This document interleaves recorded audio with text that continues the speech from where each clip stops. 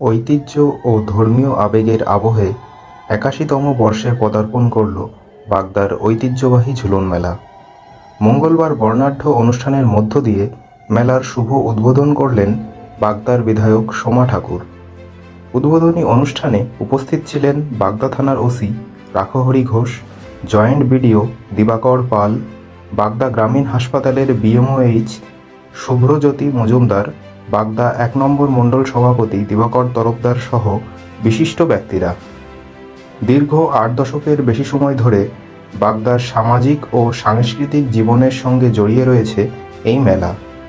উদ্বোধনী বক্তব্যে বিধায়ক মেলার উত্তরোত্তর শ্রীবৃদ্ধি কামনা করেন এবং ঐতিহ্যকে আগামী প্রজন্মের কাছে পৌঁছে দেওয়ার উপর গুরুত্ব দেন। মেলা সফল করতে গণেশ বিশ্বাস, আনন্দ অধিকারী, অভিজিৎ সরকার, পরিতোষ দাস, লালটু সর্দার, চম্পা দাস সহ বহু মানুষ নিরলস পরিশ্রম করেছেন। অনুষ্ঠান সঞ্চালনায় ছিলেন মানস অধিকারী।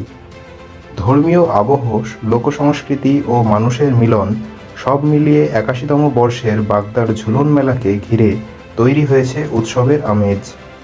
আগামী কয়েকদিন এই মেলা বাগদার জনজীবনে উৎসবের আবহ আরও বাড়িয়ে তুলবে বলেই আশাবাদী আয়োজক ও সাধারণ মানুষ।